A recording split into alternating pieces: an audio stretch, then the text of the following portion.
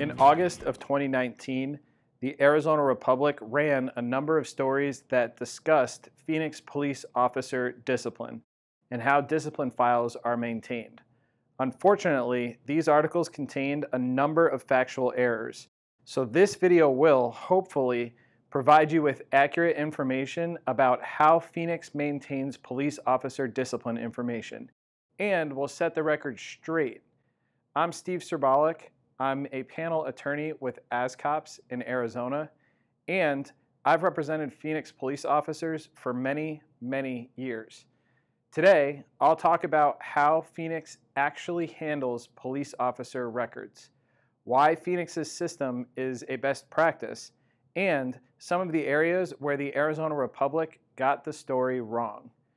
Please note that this is a basic topic summary, and it doesn't cover every aspect of the Republic's articles.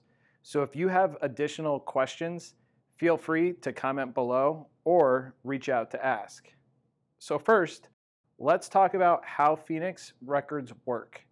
As we all know, many police officers are out on the streets and not in an office on most days. Because they tend to move around quite a bit, in the past, officers had multiple files documenting their past performance in multiple locations.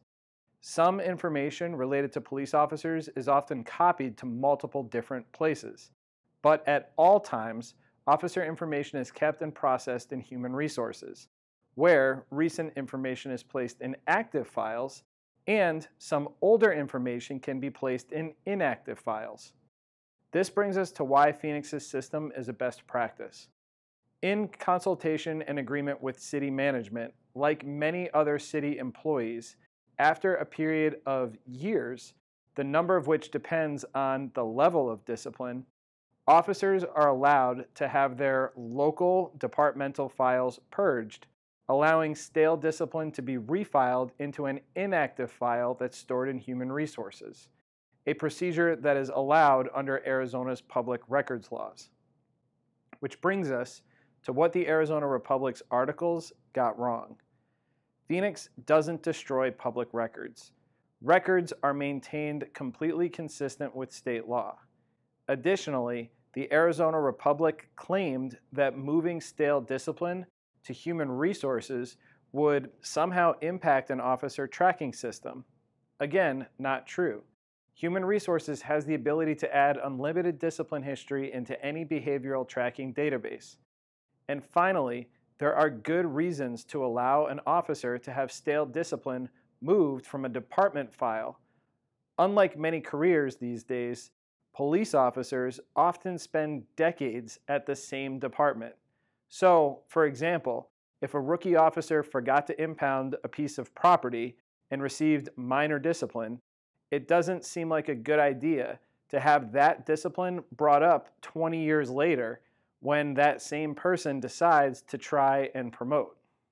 Moving stale discipline into human resources and active files years after discipline is imposed allows officers to be appropriately held accountable, but also encourages them to work hard and be judged based upon recent conduct. So to summarize, the Arizona Republic's articles on Phoenix police discipline have some fundamental flaws. Records are not actually destroyed. They are simply moved to inactive files.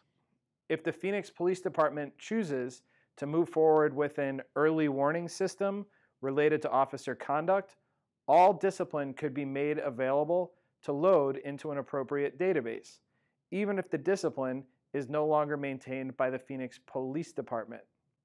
If you have any questions about Phoenix Police personal records, or if you want to know more about other issues related to the Republic's reporting on this issue, please feel free to leave a comment below. Thanks for watching. I'm Steve Serbalik. Stay safe out there.